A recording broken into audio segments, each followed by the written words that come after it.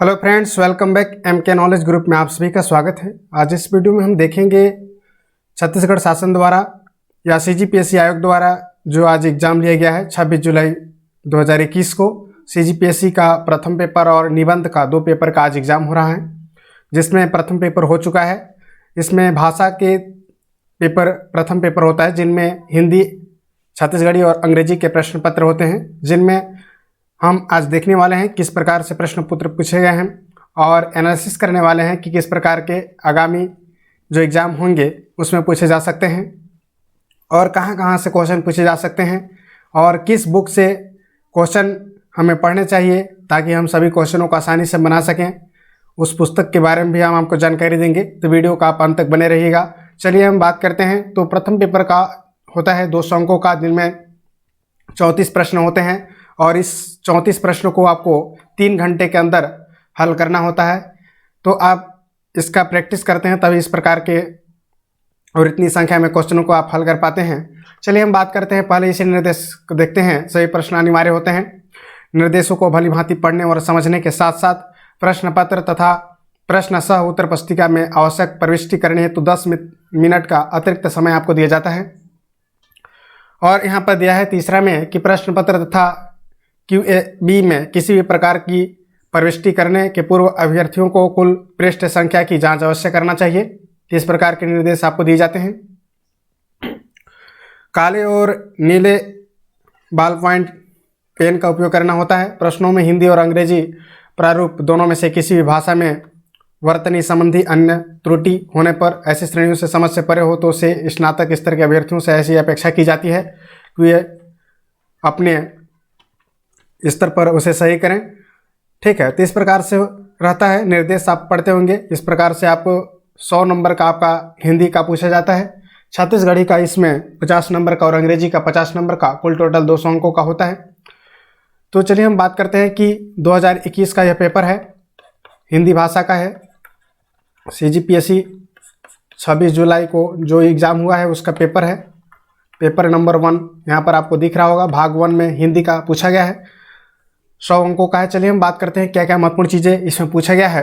प्रथम प्रश्न इसमें पूछा गया है कि निम्नलिखित पर अति संक्षेप में लिखिए। अति संक्षेप में मतलब यहाँ पर लिखना है कि शब्द क्या है और वाक्य क्या है, इसके बारे में आपको बताना है। तो आप सभी लोग जानते होंगे शब्द की परिभाषा 2 या 2 से अधिक वर्णों के मेल से या संयोग से जो बनता है। ठीक है, संयोग से जो शब्द बनता है उसे शब्द कहते हैं, या कह सकते हैं 2 या 2 से अधिक वर्णों के मेल से शब्दों का निर्माण होता है। इस प्रकार से आप लिख सकते हैं। ठीक है, इसमें पूछा गया है वाक्य क्या है। 1-1 नंबर का आपका दिया हुआ है। 2 नंबर में 2 क्वेश्चन है यहाँ पर दिया गया है। इसमें संक्षेप यानी टिप्पणी लिखना है। वाक्य क्या है, वाक्य लिख सकते हैं कि 2 या 2 से अधिक शब्दों के मेल या संयोग से वाक्य का निर्माण होता है। ठीक है, इस प्रकार से कह सकते हैं कि वाक्य का मतलब यह हुआ कि 2 या 2 से अधिक शब्दों के मेल को ही वाक्य कहते हैं। हिंदी भाषा की लिपि क्या है, सभी लोग जानते होंगे। लिपि यहाँ पर पूछा गया है। हिंदी भाषा की लिपि देवनागरी लिपि है और अंग्रेजी भाषा की लिपि रोमन लिपि है। तालव्य वर्ण कौन से होते हैं, यह वर्ण से शब्द पूछा गया है। तो तालव्य वर्ण आप लोग जानते होंगे, च, छ, स, ज, स। ठीक है, ई, बड़ी ई। ठीक है, ए, ओ, ये सभी क्या हैं, तालव्य वर्ण के अंतर्गत आते हैं। किसी भी प्रश्न में आपको त्रुटि हो सकता है, आप कमेंट करके हमें बता सकें। इस प्रकार से मॉडल आंसर जो जारी किया जा सकता है उसके अनुरूप हम बताने की कोशिश कर रहे हैं। ठीक है, निम्नलिखित शब्दों के 2-2 परिवारची यहाँ पर लिखने के लिए इस बार आया था। कभी कभी 4-4 परिवारची लिखने के लिए भी आ जाता है, तो थोड़ा सा उसमें आपको अच्छे से अध्ययन करना चाहिए और इस प्रकार से एनालिसिस करना चाहिए कि प्रश्न का पैटर्न क्या रहा है। द्रव्य का 2 परिवारची शब्द इसको लिखना है। द्रव्य यानी कि पदार्थ या द्रव्य, पदार्थ हो गया, द्रव या वस्तु लिख सकते हैं। नेक्स्ट है पत्नी। इसमें पत्नी का आप लिख सकते हैं भार्या या अर्धांगिनी, प्राणप्रिया, इस प्रकार से लिख सकते हैं। बिजली का हो जाएगा दामिनी। ठीक है, चपला, चंचला। ठीक है, तड़ित, इस प्रकार से आप लिख सकते हैं। और अज्ञ का आपका हो जाएगा मूर्ख, अज्ञानी, पागल, अनभिज्ञ, नासमझ, ये भी आप लिख सकते हैं। निम्नलिखित शब्दों का विलोम लिखना है। इसमें विलोम लिखना है। इति का विलोम लिखना है। इति का विलोम हो जाएगा अथ, इति का विलोम अथ हो जाएगा। गहरा का आप उथला लिख सकते हैं विलोम। पृथक का मिश्रण लिख सकते हैं, मिश्रण होगा। उर्वरा का बंजर, बंजर या अनुवर्वर भी लिख सकते हैं, ठीक है, बंजर या अनुवर्वर लिख सकते हैं। इस प्रकार से लिखते हैं तो 2 नंबर आपको मिलता है। समोच्चरित शब्दों का अर्थ और भेद लिखना है। इसमें लिखना है कि अवदान और अवधान और अवदान में अंतर लिखे। यह मुझे नहीं मिला है, आप इसका मुझे बता सकते हैं कि क्या इसका हो सकता है। अवदान और अवधान का मतलब क्या हो सकता है। अविरोध और अवरोध, अविरोध का मतलब यह हो सकता है कि विरोध नहीं करना, और अवरोध का मतलब होता है रुकावट डालना। उधार, यह ऋण वाला उधार है, किसी से हम उधार लेते हैं जिससे कि ऋण प्राप्त करते हैं। उदार का मतलब होता है, इसे कल्याण से समझ सकते हैं, उदार करना यानी कि उनका अच्छा करना या कल्याण करना, इस प्रकार से कह सकते हैं। गए, गए मस्त होता है गाने योग्य, और ए वाला गए जो है ये जो है ज्ञानी का अर्थ करता है। थोड़ी बहुत त्रुटि हो सकती है, आप उसको मिलाने की कोशिश करेंगे और कमेंट करके हमें बताएंगे कि किस क्वेश्चन का क्या हो सकता है। निम्नलिखित शब्दों में शुद्ध रूप लिखना है। ऐतिहासिक, ऐतिहासिक का जगह पर हम ऐतिहासिक लिख सकते हैं। इसी प्रकार से कवित्री की जगह पर हम कवित्री लिख सकते हैं। अनेकों के जगह पर हम अनेक लिख सकते हैं, और सदृश के जगह पर हम सदृश और पूरा श होता है, तो इस प्रकार से आप इसको लिख सकते हैं। नेक्स्ट हम बात करने वाले हैं तद्भव रूप के बारे में। तद्भव तत्सम से हमेशा क्वेश्चन पूछा जाता है 4 नंबर का, और यही सब क्वेश्चन होते हैं जो आपको परीक्षा में सबसे अलग करते हैं, क्योंकि ये सब क्वेश्चन कई बार रिपीटेड हुए हैं। हम आपको बता रहे हैं कि जो पुस्तक हमने बताया था कि 2012 से लेकर आपको 2019 तक के जितने भी पेपर हुए हैं उनसे लगभग 70% क्वेश्चन का रिपीटेशन हुआ है, यानी क्वेश्चन का आप कह सकते हैं कि आसान प्रकृति के रहे हैं। थोड़ा सा क्वेश्चन यहाँ पर आपको अलग देखने को मिलेगा। तद्भव तत्सम हो गए, प्रत्यय, उपसर्ग में, इन सभी क्वेश्चनों को थोड़ा डिटेल में हमें पढ़ने की ज़रूरत होता है, तो इन सभी चीज़ों में थोड़ा सा रिपीटेशन कम होता है, बाकी सभी क्वेश्चनों में रिपीटेशन अधिक है, और इसी प्रकार के हमेशा पूछा जा रहा है। इसका पैटर्न का अगर हम देखें तो 70% प्लस क्वेश्चन ऐसे हैं जो कई बार रिपीट हुए हैं। 2012 से लेकर 2019 तक के सारी मेंस पेपर से ही क्वेश्चन पूछे गए हैं। नेक्स्ट हम बात करने वाले हैं कर्तरी। कर्तरी का तद्भव यहाँ पर लिखना है, तो कर्तरी का कैंची हो जाएगा, कैंची का मतलब समझ रहे होंगे। खंडगिरी का खंडहर हो जाएगा, खंडहर का मतलब समझ रहे होंगे, खंडहर, टूटा फूटा। क्रोड का आप इसका तद्भव रूप में केंद्र लिख सकते हैं, स्पष्ट रूप से इसे हमें मिला नहीं है, क्रोड को आप लोग बताइएगा। और एक अष्टासिति, इसका भी हमें प्राप्त नहीं हुआ है जानकारी, आप इसे हमें कमेंट करके बताने की कोशिश करेंगे। नेक्स्ट हम बात करने वाले निम्नलिखित शब्दों में तत्सम रूप इसमें लिखना है। तत्सम का मतलब होते समझते होंगे जो संस्कृत के समान है या जो संस्कृत के ही शब्द हैं। रखना, रखना का भी मुझे क्लियर अभी प्राप्त नहीं हो पाया है, तो रखना का आप लोग हमें बताने की कोशिश करेंगे। यहाँ पर दिया है मुठ, मुठ का आप लोग जान सकते हैं मुष्टि, मुठ का आपका हो जाएगा मुष्टि या मुट्ठी, ठीक है, मुठ को मुट्ठी कहते हैं, और मुट्ठी का इसमें तत्सम हो जाएगा मुष्ठी। हल्दी का हरिद्रा हो जाएगा, हल्दी का क्या होगा, हरिद्रा। सेठ का श्रेष्ठी, सेठ का श्रेष्ठी होगा। रखना, रखना का आप लोग कमेंट करके हमें बताएं, हमें जानकारी प्राप्त नहीं हुआ है। नेक्स्ट हम बात करने वाले हैं निम्नलिखित वाक्यांशों में एक एक सार्थक लिखिए। बहुत ही कठिन कह सकते हैं इन सब शब्दों का, आसानी से इसका आंसर मुझे भी नहीं मिल पाया है, आप इसको हम बताने की कोशिश करेंगे। किसी कथा के अंतर्गत आने वाले कोई दूसरा कथा तो उसे हम अंतः कथा कहते हैं, इसका राइट आंसर हो जाएगा अंतः कथा। इन सभी क्वेश्चनों को थोड़ा डीप में पढ़ना होता है, क्योंकि ये सभी क्वेश्चन जो होते हैं थोड़ा सा डीपली पूछा जाता है, हर बार की तरह इस बार भी डीपली पूछा गया है, और ये रिपीटेड क्वेश्चन के अंतर्गत नहीं आते हैं। जिसके पास कुछ न हो उसे अकीचन कहते हैं। थोड़ा सा इसमें डाउट है, आप थोड़ा इसे खोजने का प्रयास करेंगे। वह व्यक्ति जो अपना ऋण चुकाने में असमर्थ हो, तो यह भी जानकारी स्पष्ट रूप से प्राप्त नहीं हुआ है। नाक से बाहर श्वास निकालने वाली सांस, नाक से बाहर निकलने वाली सांस को रेचक कहते हैं, थोड़ा सा स्पष्ट नहीं है, इसमें भी आप थोड़ा सा इसे जानने की कोशिश करेंगे क्या हो सकता है। समाज से हमेशा क्वेश्चन पूछा जाता है और काफ़ी आसान प्रकृति के कह सकते हैं। देखिए, यथार्थ का मतलब होता है अर्थ के अनुसार, अर्थ के अनुसार, यथार्थ का मतलब होता है अर्थ के अनुसार।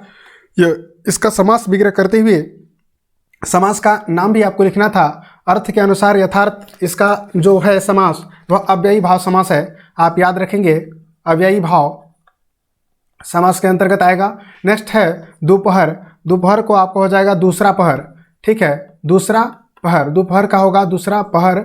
और इसका जो समास है वह है आपका द्विगु समास, जिसमें संख्यावाची समास होते हैं, द्विगु समास होगा। हथकड़ी, हथ और कड़ी, ये भी आपका द्वंद्व समास में आ सकता है, थोड़ा सा इसमें स्पष्ट करने की कोशिश करेंगे। महाराजा, इसका क्लियर है, महाराजा का हो जाएगा महान राजा, महाराजा को हो जाएगा महान राजा, ठीक है, महान राजा। और यह जो समास है वह आता है कर्मधारय समास के अंतर्गत, इसका राइट आंसर हो जाएगा कर्मधारय समास, ठीक है। नेक्स्ट हम बात करने वाले हैं निम्नलिखित प्रश्नों को संक्षिप्त में उत्तर दीजिए। यह पत्रिका से संबंधित क्वेश्चन पूछा जाता है, कई क्वेश्चन इसमें रिपीट है पर अभी वर्तमान समय में मुझे प्राप्त नहीं हुआ है। हिंदी प्रदीप के संस्थापक संपादक, यदि किसी को मालूम होता है आप उसे कमेंट करेंगे। भारतेंदु द्वारा स्त्रियों के लिए संपादित पत्रिका का नाम क्या था? तो उसका नाम था, याद रखेंगे, बाल बोधनी, याद रखेंगे बाल बोधनी जो था, बाल बोधनी पत्रिका जो है भारतेंदु द्वारा स्त्रियों के लिए संपादित पत्रिका का नाम है बाल बोधनी, जो केवल स्त्रियों के लिए ही लिखा जाता था भारतेंदु जी के द्वारा, ठीक है। हिंदी के 2 राष्ट्रीय स्तर के समाचार पत्रों का नाम लिख सकते हैं, दैनिक भास्कर, दैनिक जागरण, या लिख सकते हैं, या उदंत मार्टन, यदि प्राचीन काल से अगर लेना चाहें तो उस प्रकार की चीज़ों को भी आप लिखा जा सकता है। नेक्स्ट है आलोचना कहाँ से प्रकाशित होता था? क्लियर स्पष्ट इसका आंसर नहीं मिल पाया है, आप हमें कमेंट करके इसकी जानकारी दे सकते हैं। उपसर्ग किसे कहते हैं? यह परिभाषा लिखने के लिए आया था, 2 नंबर का क्वेश्चन है। उप प्लस सर्ग, जो यानी कि आदि में जुड़कर, ठीक है, वह शब्दांश जो आदि में जुड़कर किसी शब्द में परिवर्तन लाते हैं वह उपसर्ग कहलाते हैं। या समीप आकर किसी शब्द में नए अर्थ निकलते हैं तो उसे उपसर्ग कहते हैं। उदाहरण भी आप दे सकते हैं। उपसर्ग का मतलब होता है प्रारंभ में जुड़ना, प्रारंभ में जुड़ना, ठीक है। इस प्रकार से एक यहाँ पर आपको उदाहरण भी देना होगा, तब जाकर कंप्लीट आंसर होगा। निम्नलिखित उपसर्गों से 2 या 2 से शब्द बने हुए हैं। निम्नलिखित उपसर्गों से 2 शब्द बनाइए, आपको 2 शब्द बनाना है। अन से क्या बना सकते हैं? अन एक उपसर्ग है, अन से बना सकते हैं अनमोल और अनबन, याद रख सकते हैं, अनमोल, ठीक है, अनमोल लिख सकते हैं, या अनबन, ठीक है, इस प्रकार से लिख सकते हैं। अप का आप याद रख सकते हैं अपयश और अपमान, याद रखेंगे, अपयश, अपयश और क्या हो जाएगा? अपमान, अपयश और अपमान होगा। परा का हो जाएगा पराजय, पराजय इसका लिखेंगे, पराजय, पराजय के बाद इसका हो जाएगा पराभव, पराभव भी लिखा जा सकता है, परामर्श लिखा जा सकता है इसका, ठीक है। इस प्रकार का क्वेश्चन रिपीटेड क्वेश्चन है ये। पराक्रम भी लिखा जा सकता है इसका, तो इस प्रकार से 2 ही लिखना था, 2 आप लिखेंगे। दू का आप लिख सकते हैं दुकाल, दुकाल लिख सकते हैं, और यहाँ पर दुबला, दुकाल और दुबला ये इसका शब्द हो सकता है। नेक्स्ट हम बात करने वाले हैं प्रत्ययों के बारे में, यहाँ पर लिखने के लिए बात की जा रहा है। इन सभी को थोड़ा आसान प्रकृति के नहीं कहा जा सकता है, प्रत्यय उपसर्ग थोड़ा सा इसमें डिटेल आपको लिखना होता है, ठीक है, तो इसके बारे में आपको हम बता रहे हैं। प्रत्यय में ये जो है ये प्रत्यय के अंतर्गत आ जाएगा गध, गध जो है, और यहाँ पर पद इसमें लिखा जा सकता है गद, पद, या कृत्य, कृत्य भी इसके अंतर्गत आएगा। पन प्रत्यय के अंतर्गत हम बात करेंगे तो यहाँ पर क्या होता है? छुटपन, छुटपन आ जाएगा, और इसमें क्या हो जाएगा? बचपन, ठीक है, बचपन, बचपन आएगा। इसी प्रकार से बड़प्पन, बड़प्पन भी इसी का है। इसी प्रकार से लिख सकते हैं पागलपन, यह भी क्या है? पन का ही है।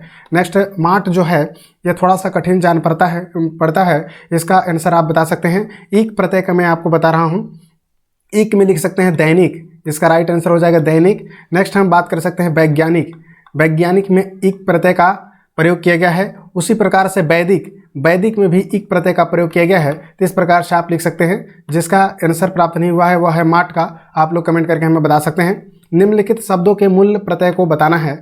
स्वेच्छाचार प्रत्यय का मतलब यह होता है कि अंत में जो जुड़ा है, ठीक है, तो इसमें पंचायत है, तो इसमें क्या है? यत प्रत्यय है। खटोला, अला, इसमें अला प्रत्यय हो सकता है, थोड़ा सा इसमें जानकारी प्राप्त नहीं हुआ है। ठहाका अक प्रत्यय है, इसका आप हमें कमेंट करके बता सकते हैं। नेक्स्ट है हिंदी साहित्य के इतिहास में मध्यकाल को कितने भागों में बांटा गया है? इस पर जानकारी मुझे अभी प्राप्त नहीं है, आप इसे कमेंट करके बता सकते हैं, या कमेंट में मैं आपको बाद में इसको बताऊंगा। निम्नलिखित वाक्यों को शुद्ध रूप में लिखिए, इसमें शुद्ध रूप में लिखा जा सकता है। मॉडल आंसर जो हमें प्राप्त हुआ है उसके अनुसार यह काम आप पर निर्भर है, आप पर नहीं आप में हो सकता है। इसे थोड़ा सा सुधारने की कोशिश करेंगे, यदि त्रुटि होगा तो आप उसे मिलाने की कोशिश कर सकते हैं। मुझसे यह काम संभव नहीं हो सकता है, इसका संभावित आंसर हो सकता है कि मुझसे यह काम नहीं हो सकता है। संभव को यहाँ से हटा देना होगा। हम तो अवश्य ही आएंगे, हम तो अवश्य जाएंगे, सॉरी, हम तो अवश्य ही जाएंगे, हम तो अवश्य जाएंगे, ही को यहाँ से आप टर्मिनेट कर सकते हैं। लोग बड़ी मात्रा में जमा हो गए थे, मात्रा की जगह पर आप संख्या शब्द का प्रयोग कर सकते हैं। लोग बड़ी मात्रा में जमा हो गए, ठीक है। मदन को मेरा स्मरण दिला देना, मदन को मेरा याद दिला देना, याद शब्द उचित रहेगा। वह अनेक विषय के ज्ञाता था, तो वे यहाँ पर देखिए आपका जो है वह क्या है, बहुवचन है, इसलिए यहाँ पर थे की जगह पर थे का प्रयोग होगा। वह अनेक विषयों के ज्ञाता थे। कुछ शब्दों में त्रुटि हो सकता है, आप इसे प्रमाणिक पुस्तक से मिलान करने के बाद ही उसे अच्छा माने, ठीक है। संभावित हमने इसका आंसर बताया है आपको। नेक्स्ट क्वेश्चन है, निम्नलिखित लोकोक्तियों के अर्थ को स्पष्ट करना है। साझे की हाड़ी चौराहे पर फूटी, कमेंट कर हमें बता सकते हैं। अरहर की टट्टी, गुजराती ताला, कमेंट कर बता सकते हैं। एक मुँह दो बात, इसका अर्थ शाब्दिक क्या हो सकता है? अभी मेरे को इसमें कन्फ्यूजन है इन सभी क्वेश्चनों में। इसका स्पष्ट जानकारी होने पर हम कमेंट में आपको बताएंगे, या नेक्स्ट वीडियो में हम आपको बताने की कोशिश करेंगे। मुहावरे और लोकोक्तियों का अंतर बताना है, तो मुहावरे और कहावतें, ठीक है। मुहावरे का मतलब यह होता है, मुहावरे का शाब्दिक अर्थ आप लोग जानते होंगे क्या होता है। मुहावरा एक वाक्यांश कह सकते हैं, ठीक है, और कहावतें पूर्ण वाक्य होता है। इसमें मुहावरे का परिभाषा और कहावतें की परिभाषाओं को भी लिखा जा सकता है, ठीक है। कहावतें जो होता है वह परंपरागत रूप से चला आ रहा होता है, जबकि मुहावरे या क्या होता है मौखिक परंपरा के अनुरूप आता है। इस प्रकार से चीज़ों को आप लिख सकते हैं। एक दो एग्जाम्पल भी लिख देंगे तो आपका उससे भी हो जाएगा, इसमें कोई दिक्कत की बात नहीं है। और लिखा जा सकता है इसमें मुहावरे के अंतर्गत, मुहावरे का शाब्दिक अर्थ क्या होता है, इसमें आप लिख सकते हैं। मुहावरे में जो है प्रयोग करने के लिए वाक्य की आवश्यकता होती है। कहावतें एक पूर्ण वाक्य होता है, वाक्यांश है, इसकी परिभाषाओं को लिखा जा सकता है। आचार्य रामचंद्र शुक्ल के अनुसार हिंदी साहित्य को कितने भागों में बांटा गया है? तो सभी लोग जानते होंगे 4 भागों में बांटा गया है आचार्य रामचंद्र शुक्ल के अनुसार। सभी लोग जानते होंगे इसका राइट आंसर क्या हो सकता है। इसका राइट आंसर होगा आदि वीरगाथा काल 1050 से आदि वीरगाथा काल आप लिखा जा सकता है। आदि काल, जिसे हम वीरगाथा काल के नाम से भी हम जानते हैं, यह 1050 से लेकर 1375 तक इनका काल था। दूसरा आप लिख सकते हैं पूर्व मध्यकाल, जिसे हम भक्ति काल के नाम से जानते हैं पूर्व मध्यकाल को, यह 1375 से लेकर आपका 1700 ईसा ईस्वी तक है। और इसमें देखिए तीसरा आप लिख सकते हैं उत्तर जो है मध्यकाल। उत्तर मध्यकाल में आप लिखेंगे रीतिकाल जो है 1716 से लेकर 1900 तक है। और उसके बाद आता है आधुनिक काल जो है आपका 1900 से लेकर 1984 तक के कार्यकाल है, ठीक है। इस प्रकार से आप चीज़ों को लिखा जा सकता है, ठीक है। और आधुनिक काल को गद्य काल के नाम से भी जानते हैं। यह आचार्य रामचंद्र शुक्ल जी के अनुसार विभाजित किया गया है। 3-3-6 नंबर में है। आचार्य रामचंद्र शुक्ल ने हिंदी साहित्य के इतिहास को कितने भागों में बांटा है? आचार्य शुक्ल द्वारा विभाजित हिंदी साहित्य के इतिहास के नाम और उनके समय का भी उल्लेख करना है। तो इसमें देखिए कितने शब्दों में बांटा गया है, थोड़ा सा उसमें आप अच्छे से शब्दों को लिखेंगे, ठीक है। इसमें 3 और 3 6 नंबर का यह क्वेश्चन है। इसके शब्दों की सीमा आपको दी गई रहती है, 60 से 100 शब्दों के बीच आपको लिखने होते हैं इन सब प्रश्नों को। नेक्स्ट हम बात करने वाले हैं निम्नलिखित रचना छत्तीसगढ़ के किन साहित्यकारों का है, उनके नाम लिखिए। भक्ति चिंतामणि, इसका राइट आंसर हो जाएगा गोपाल मिश्र की रचना है। कुल के मर्जाद केर भूषण की रचना है, इसको लिखा जा सकता है केर भूषण। ऊंच और नीच, इसका खूबचंद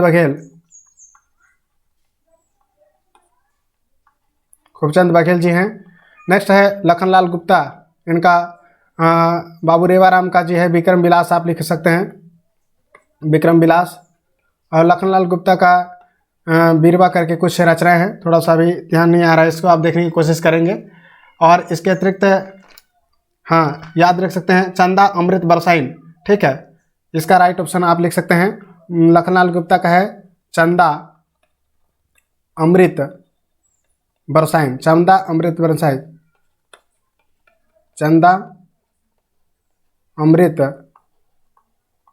बरसाइन, यह लखनलाल गुप्ता जी का रचना है। बाबू रेवाराम का विक्रम विलास, बहुत सारी रचनाएं हैं, एक आप लोग इसको में लिखना था। और बाबू बोधी सिंह का थोड़ा स्पष्ट इसका जानकारी प्राप्त नहीं है, आप इसको कमेंट में बता सकते हैं यदि आप जानते हैं तो। नेक्स्ट क्वेश्चन है निम्नलिखित गद्यांश का सार लगभग 1/3 शब्दों में लिखना होता है, अर्थात इसमें जितने भी शब्द होते हैं, जैसे कि आप ऐसे याद रख सकते हैं कि 1 2 3 4 5 6 7 8 9 10 है, तो 10 का आप 3 से 4 लाइन में आपको इसमें लिखना था। और आप लोग गद्यांश को सार संक्षेप में लिखने की कला जानते ही होंगे कि उसका संक्षेप में लिखना है, अपने शब्दों में और सभी चीज़ों को सम्मिलित करते हुए लिखना है। बहुत ही अच्छा आया हुआ है। चलिए हम बात करते हैं परीक्षा के एग्जाम की दृष्टि से भी काफ़ी अच्छा क्वेश्चन है कि मानव जीवन में सार्थकता व सफलता के लिए सउद्देश्यता आवश्यक है।